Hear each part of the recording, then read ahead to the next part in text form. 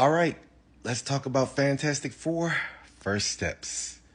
Y'all, I really wanted to like this. I just found it okay.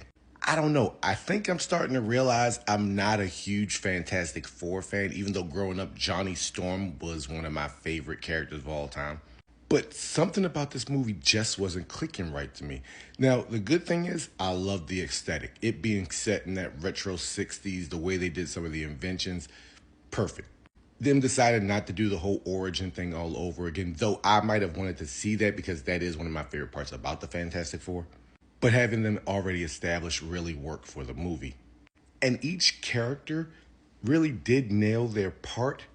And while I did like the playing off of the characters at some points, to me the chemistry just wasn't there all the time for the whole family. It's like Sue played off good with Johnny, Johnny played off good with Thing, Thing played off good with Johnny, Thing played off good with Sue, and Thing played off good with Reed. But them as a whole, I never believed they were a team that had been together for like that many years. Plus, I could tell the movie had been kind of cut. When you watch the trailer, some stuff was out of there. One of the best shots, with Johnny falling out of the sky after getting hit with the Silver Surfer, that wasn't in there.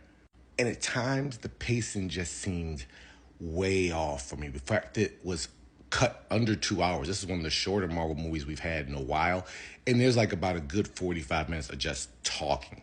The showcase of the powers aren't really there that much. Like Reed Richards is supposed to be Mr. Fantastic, and all we really see him ever do is just stretch his arms and swing around. Ben Grimm using his strength is more of like a strongman thing than him actually really ever doing anything in the movie outside of one or two scenes. Now, the upside of this is Johnny Storm. You could tell this movie loved Johnny Storm. They showed off that flame every chance they could get. And Joseph Quinn really did his thing. This was almost a Johnny Storm movie. Also really love Vanessa Kirby's performance. She gave this energy to Sue Storm that I haven't seen in a long time. Like, we've always known that she's powerful. They had no problem showing it in this.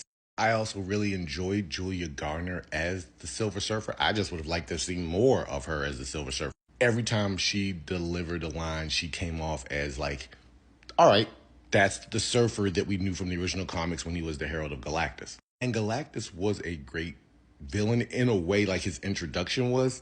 I just felt something was missing in that third act when he finally showed up. All in all, it was just an okay movie to me. I don't think I'll be running back to watch this one again anytime soon.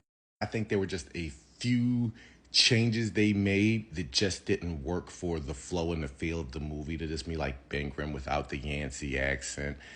He should have got more story to me.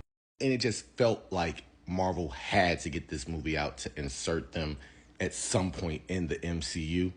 And now they've been established, I do look forward to seeing them in Avengers, Doomsday, and how they go forward with the characters. But I didn't really care for the story too much, and it just kind of left me wanting. Fantastic Four just wasn't that fantastic.